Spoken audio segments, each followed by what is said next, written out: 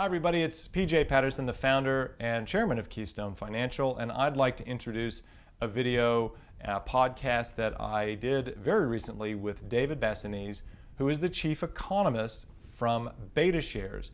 Now, Betashares is an ETF provider in Australia, ETF meaning exchange traded funds, and they're one of the key asset managers that I use for a lot of the investments that I set for my clients. But David is a really switched on economist. He is, I think, one of the top economists in Australia, and he was very gracious to allow me to have 45 minutes of his time to ask him a number of questions and find out what his views and outlook is for Australia, for the world, for housing, for interest rates, a number of topics we covered. It's really insightful. There's some great information in this interview, and I would encourage you to listen to it, pause, rewind, all of that stuff. Really good, fascinating things to say. The nice thing about it was that David and I agreed on a lot of stuff, which was cool. So hopefully you'll hear some things from him that you've been hearing in the messages and the messaging that I'm sending out around what I think is going on in the world as well. So please do enjoy this interview with David Basanese, and I'm hoping that I'll have him back in maybe 3 to 6 months, and we'll see how some of his predictions have gone. So please do enjoy this interview.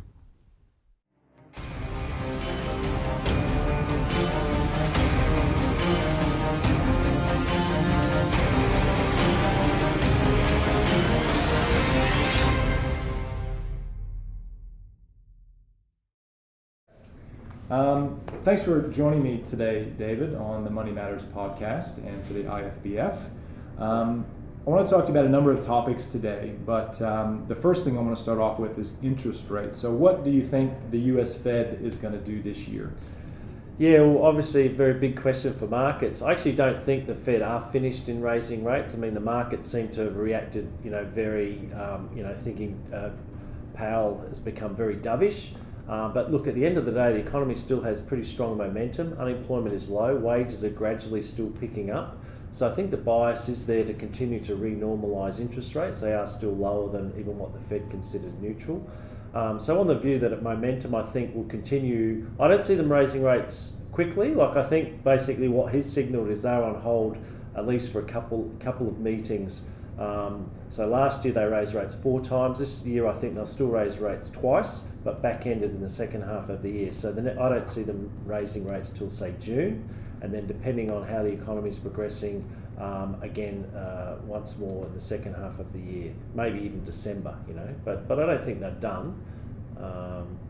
Okay, good. So raising rates, that's very interesting that you say that they're not done with rate hikes. What do you think that will mean for the Reserve Bank of Australia? What will they do as a result of that? Look, the RBA I think is still on hold. It's been a boring call for a couple of years, but it's been the right call. And I think the RBA would actually like to see the Fed continuing to raise rates, putting downward pressure on the Aussie dollar, which really is the best outcome for us. We've got, the US economy is still strong under that scenario, and the Aussie dollar, not going up but weakening, which will help our economy. So I think the RBA would prefer not to have to cut interest rates. I think the idea of them raising rates is, becoming a more and more distant prospect. I don't think it's going to happen this year. Or potentially even into next year. You need to see wages starting to pick up.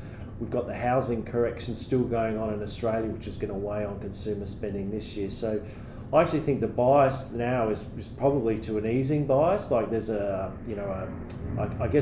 mild easing bias. If anything, the next move, if there's a move, I think in the next year, it's probably going to be to the downside to the upside. But at this stage, I still think rates will remain on hold simply because the labour market is so still pretty solid. Unemployment's still low.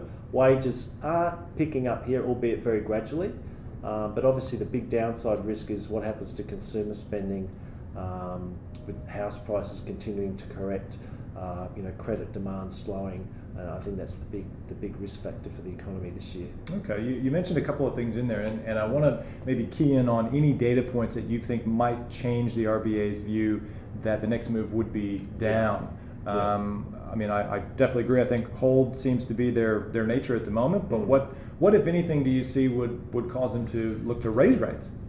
Could the currency, as an example, go so low that they need to maybe prop that up? No, well, look, it really depends why. If the currency is falling because global economy is weakening, commodity prices are falling, I don't think they would react to that by cutting rates. I mean, we saw that, by raising rates. We saw that during the Asia financial crisis, many years ago now, late 1990s, where the Aussie dollar did fall, but the RBA actually welcomed it and didn't try to offset that by raising rates.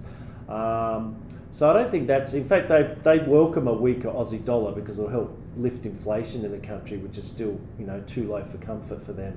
On the other side, what would cause them to cut rates? I think the critical issue is still the unemployment rate.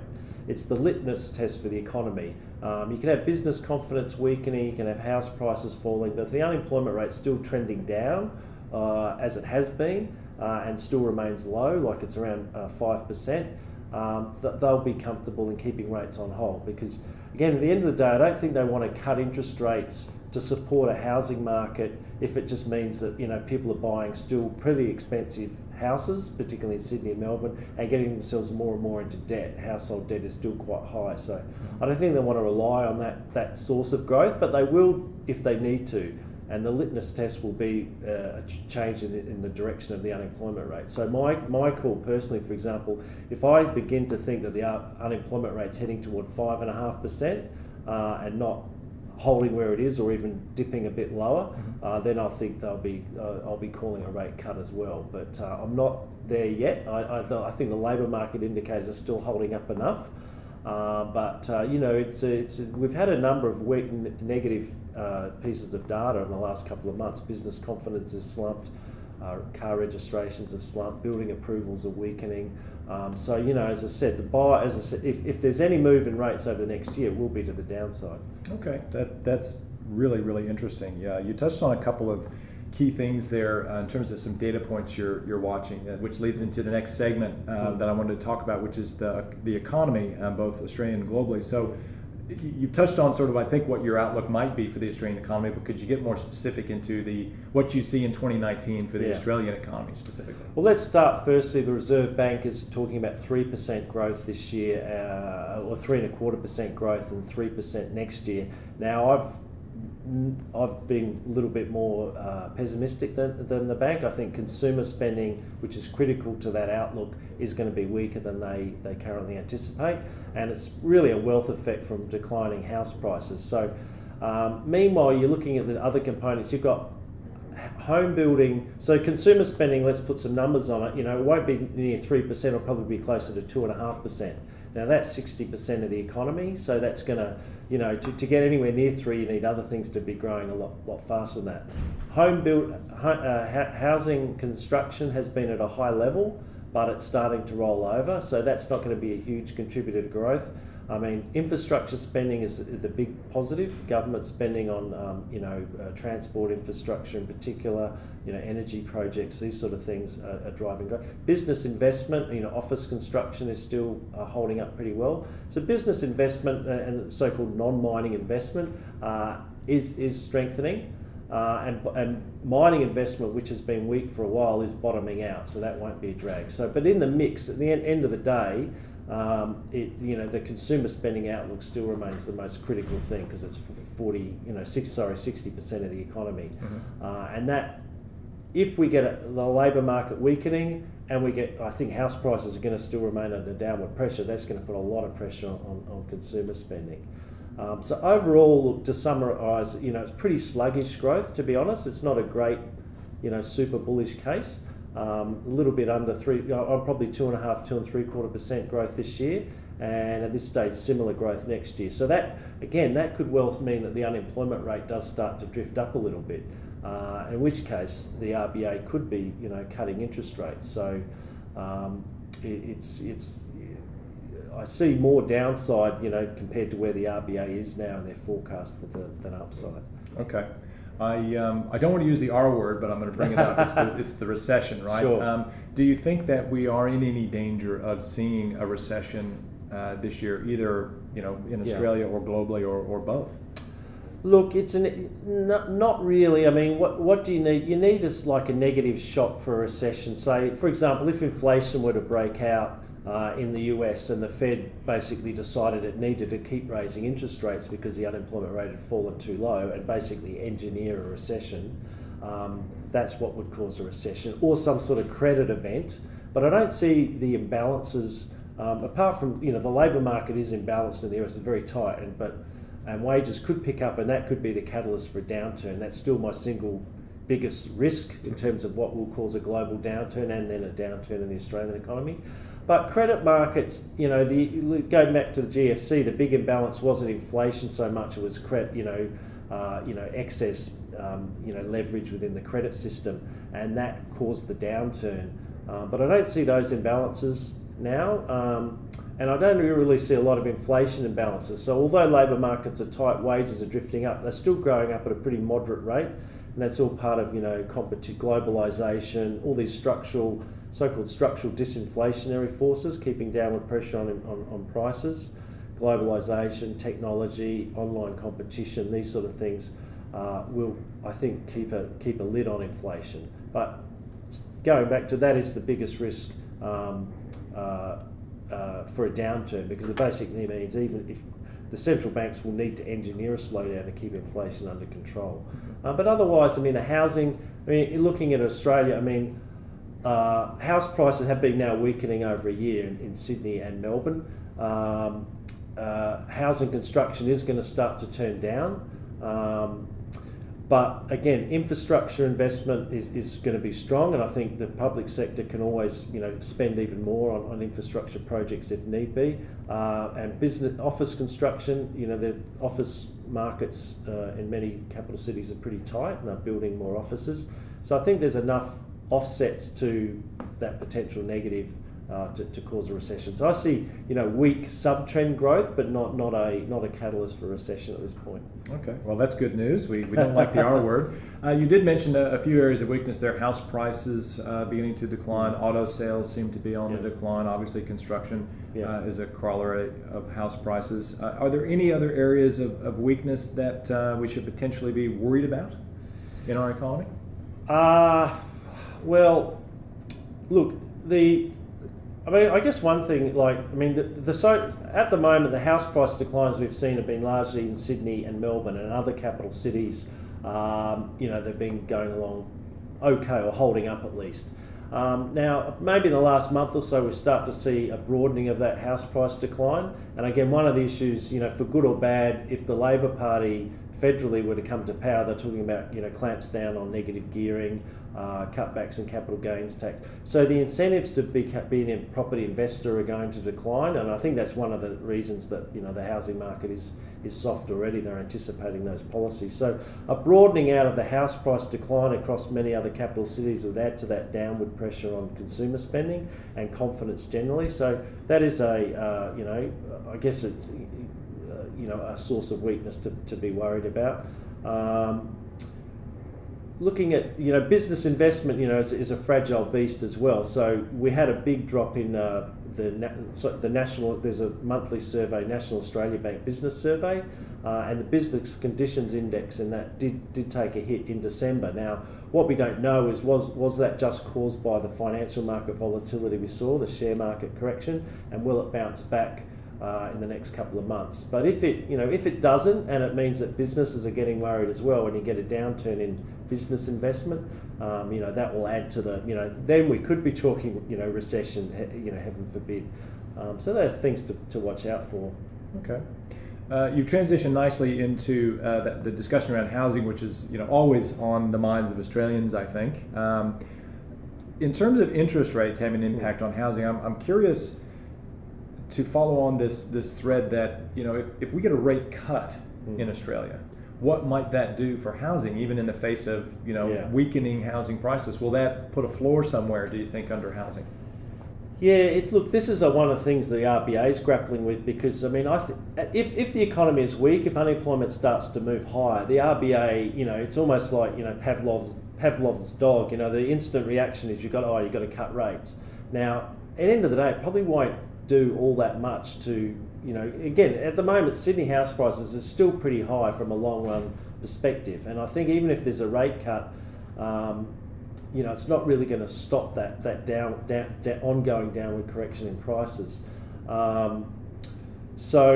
But I mean, at the end of the day, the RBA, needs to be at least, needs to be seen to be doing something, needs to be seen to be responding. So it would be very reluctant to cut interest rates because they are already quite low at 1.5%. But if the unemployment rate's heading up, inflation is still low, I mean, sitting on their hands would be a pretty difficult position. So I think they'll cut rates, even if they think that it probably wouldn't do a lot to support the Sydney market at least. It might support the other markets. Going back to my question earlier, the tentative signs at the moment that the weakness in the house prices could be broadening to the other states. Now a rate cut. Now that's not as necessary because housing isn't as unaffordable in the other states as it has become in Sydney and to some extent Melbourne. So a rate cut to the extent it supports sentiment and confidence could lessen the correction in those markets. So it could be helpful in that regard. Okay. I suppose if we get a rate cut, the banks also have to pass it on, right? Yeah. And we have had over the last 18 months to 2 years a lot of changes from APRA to regulate credit and to tighten, effectively tighten that. And we've seen banks raising interest rates out of cycle, they say, and of course differentiating between P&I and interest-only lending and all of that. So I guess the question here is, if the RBA does continue to be dovish and cut rates, I mean, are we actually going to see that flow through to the economy vis-a-vis bank lending? Yes, it's a good question. It's a question that's often raised in these situations. Look, and at the end of the day, the RBA can control the mortgage rate when you think about it, because 50% of financing still comes from domestic deposits, and they can drive down the cost of that funding by cutting the official cash rate. So if the bank, say for example, the RBA cuts rates 25 basis points, the banks only pass on 15, and the RBA says, 15 is not enough, we need a bit more, it means the RBA will cut rates again. And if they need to. So, and again at the moment, so going back to the comment that some banks have actually been raising rates, and so if you're a property investor, for example, you've effectively had an RBA rate increase, and if not 2 rate increases over the past couple of years, because the rates on interest-only loans have been going up. But the bank has felt, the Reserve Bank, if it was uncomfortable with that, it could have cut rates, but it actually tacitly accepted that because it was part of the requirement to slow down investor lending, had been seen as being too strong. So at the end of the day, the RBA can still decide whether it wants that to happen or not, because it does have that impact on the marginal cost of financing. So I'm not too uncomfortable with fears that the RBA could cut rates and the banks won't pass it on, because it's really the RBA's choice. If they don't, and they're not happy with that, they'll just mean they'll have to cut rates more. Do you think we could see negative rates in Australia? Look, anything's possible. I mean, negative, as the RBA often say, we've got 150 basis points to play with in terms of the cash rates if they need to. I mean, we saw, in Europe and Japan and the United States coming out of the GFC, they all cut rates to 0. So it can be done. And, if you need to, you can, negative rates is effectively, charging banks to have excess reserves at the central bank. Now, the Europeans tried that, and the banks actually said, look, it's not very helpful because it's like a tax on the banks effectively. But what they could do, is the quantitative easing is probably another way to go. And so, should, the worst case scenario happen and the RBA needs to aggressively ease, they'll, at least cut cash rate to 0 in that situation and engage in quantitative easing, maybe buying up corporate bonds, for example, and driving down the funding costs at the longer end of the market. So if, corporations that borrow over 2, 3, 5 years, their funding costs, that's what quantitative easing does, is help to lower those rates at the same time. If even having cut the cash rate to 0, they think those longer term rates are still too high, then they can, engage in QE. We haven't done that in Australia as yet. We haven't seen the need to. But, certainly the Federal Reserve has done it, and I think with hindsight done it reasonably successfully. Trying to unwind that now is the biggest challenge. But the governor and the other RBA officials have said they're open to that, should that be needed. So they're open to QE in Australia if it's needed? Yes. I think if push comes to shove, that it's a new policy tool in a way that they can, because when you think about it, like basically the cash rate controls a short-term interest rate, which is important for mortgage rates in Australia. But if you're a corporate borrower and you're borrowing over 3 or 5 years, then cutting the cash rates may have some effect on those longer-term rates, but not a full effect. So longer-term rates may not drop by as much as what the RBA cuts, and so one way you can contribute to the downward pressure at the longer end of the curve is by being a buyer who's going in and buying those assets. If we do get into QE in Australia, does that worry you at all? Does that mean that there's actually some serious problems out there? Well, of course. I mean, my least worry would be the fact they're engaging in QE, but what it says about the economy would be we would clearly be in recession. We would, and the situation for that to happen, we would be in recession. The unemployment rate would be, cruising through 6% on the way to 7%, possibly more. So you need a recession, I think, for that sort of relatively, extreme policy response. But again, with a slowdown and unemployment drifting up to 6%, they could easily cut rates to, from 1.5 to 1, maybe even a little bit more. But again, I think that the challenge for the RBA is interest rates here are already quite low, 1.5%. We've had pretty good growth over the last few years, but because inflation had been stubbornly low, they haven't raised rates. So in a way, they've almost missed their opportunity to raise rates. While the economy was good, and now if the economy does weaken, they've got less manoeuvre, less room to manoeuvre on the downside. So they'd be very reluctant to cut interest rates. But again, if things weaken, they would respond. And the other reason is that the lower you cut rates, the bigger the challenge to get them back up to a more normal level later, as the United States is finding out right now. Yes, and that's actually the perfect segue. I'm sure we could talk about interest rates all day, but that's a perfect segue into markets and global markets. 2018 was reasonably good up until December. Yes. And then the poo sort of hit the fan, the wheels flew off the wagon in really the last 2 weeks of the year. So, we've seen some really big moves in both the U.S. and the Aussie markets. They've begun to recover. What is your outlook for global equities this year in 2019? Look, it's not as, basically you look at the equity markets, two things drive it, is valuations, the so-called price to earnings valuations, and earnings. Now, last year we had earnings in the US, for example, very strong, but the PE ratio came down from a pretty high level. So the PE ratio on the S&P was at 18 times earnings in January last year, end of the year around about 14, so it was a big PE compression. This year, you're looking at a situation where valuations aren't as rich. They're now around about 14, 15 times earnings, which is sort of broadly fair value, let's say. But earnings is weakening, so off the back of the tax cut fueled strong growth last year.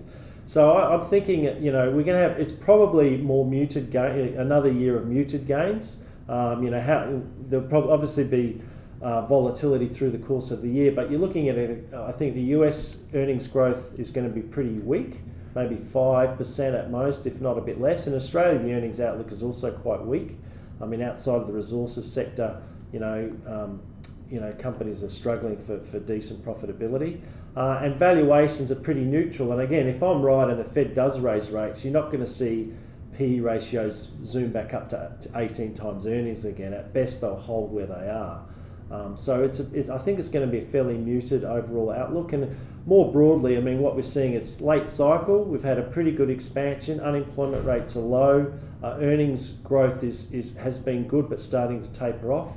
And central banks are slowly needing to take away the punch bowl from the party. So I'm not saying it's a bear market, but I think muted gains and from an investor point of view, I would say there's more downside risk than upside risk from the equity market. Certainly, given we've had a 10% bounce back from the decline, so half the decline in the US, for example, of late last year has come back. So from here, I'd see more downside risk than upside risk. So it's a time for caution, I think, and defence this year. Okay, and is that, broadly speaking, is that the way you view Aussie equities as well?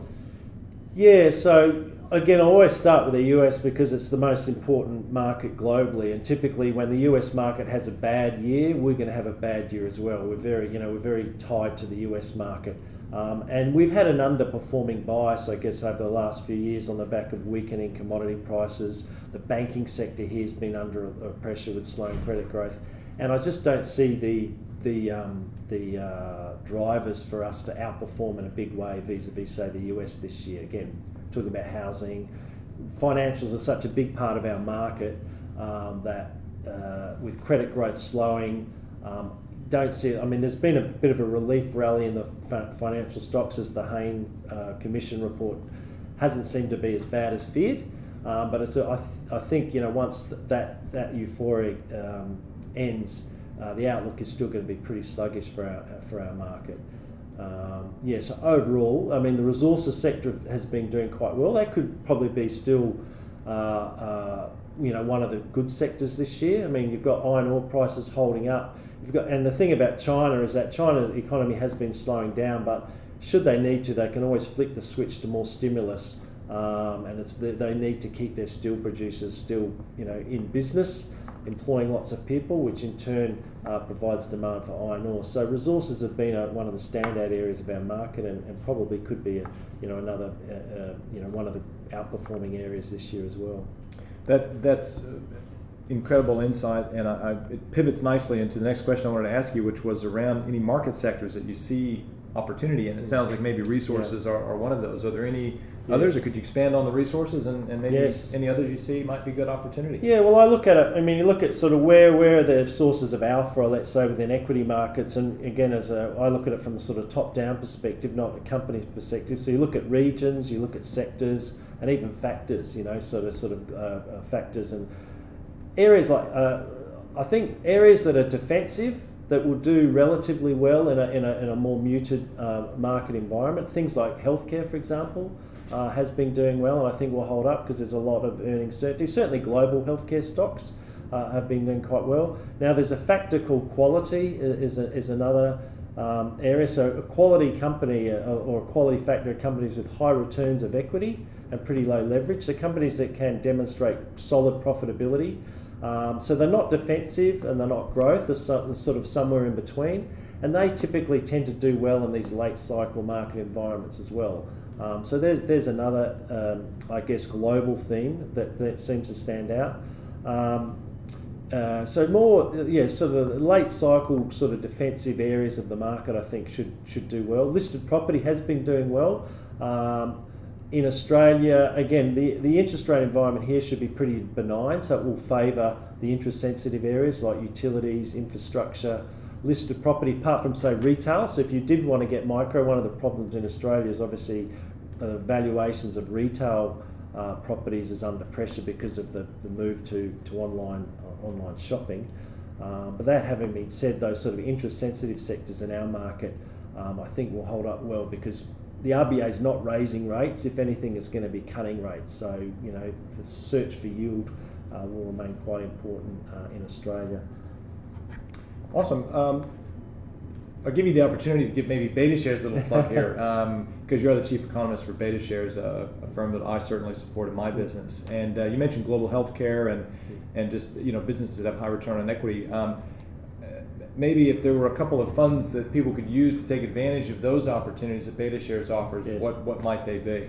Yeah, for example, we'll take healthcare. We have a global healthcare ETF. The code on the ASX is DRUG, drug. Yep. So again, that one has been displaying a good outperformance bias, and I like that one. Some other area, like we have a global qualities one, QLTY as well. And so that invests in companies around the world that are screened, companies that have above average returns on equity and relatively moderate levels of leverage. So their earnings potential is likely to hold up even into a downturn. Now, of course, all this is relative bets. So I mean, if we have a big downturn in the equity market, everything will probably weaken. So these are at least areas which, on a relative basis, will do well. But in a muted environment where, say, the equity market only grows by, say, 5% or so, these could actually, show better gains than that. So there's a couple of ideas in the global market. Drugs and quality. For those that like the resources sector and they want to, in our market, we have a resources sector ETF. You can get gain exposure to the Australian market that way. But I know in Australia, people are more familiar with the individual names here, so they can stock pick if they like. So there are obvious names in the resources sector should be interested in that. We've seen a lot of interest globally in using ETFs for that global diversification, that global exposure.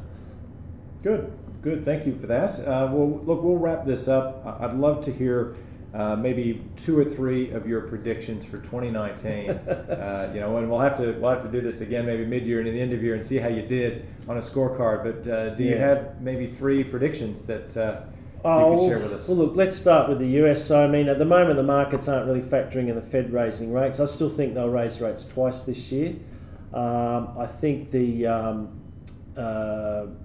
markets are going to have a pretty muted gain. So maybe the S&P 500 maybe only a 5% net return over the year.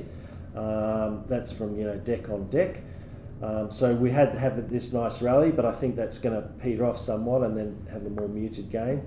In terms of the RBA, look, I'm wavering on calling a rate cut at the moment. At the moment, my base case is on hold, but it's not much of a prediction. But I definitely think the RBA is not going to be raising rates this year. And if anything, there'll be a rate cut. And typically, if the RBA cuts rates, there's usually 2. They've got 2 in mind. So the bias here is to the downside. So there's 3 predictions. Okay. Muted gains and rates going up in the US. Rates on hold, maybe going down in Australia. But the third prediction there is maybe the Aussie dollar does weaken further. Break. Eventually, I think will break below 70 cents into say the mid-high 60-cent range at least. Again, which is a positive for the economy. I don't think the RBA would be worried about that at all. Just means that it gets more expensive to go on holidays, doesn't it? Holiday at home, That's it. Holiday here in Australia. Any final words of wisdom? Any final thoughts that you'd like to share with the listeners? Yeah, look, just broadly, I think the key theme that's emerging is a late cycle. We've had a very good expansion in equity markets over the last few years. And I just think I'm not saying there's going to be a bear market, but the risks in terms of there's asymmetric risks as we call it. The upside I think is going to be pretty capped. In a good year we might get 5% or so gains, but if it's a bad year it could be 20-30% down. So just be wary of the asymmetric risk as we move into this more late cycle stage of markets. David, thank you very much for your insights and for joining me. No, good to be with you. Thanks very much for the opportunity. No worries. About the money. We don't need your money.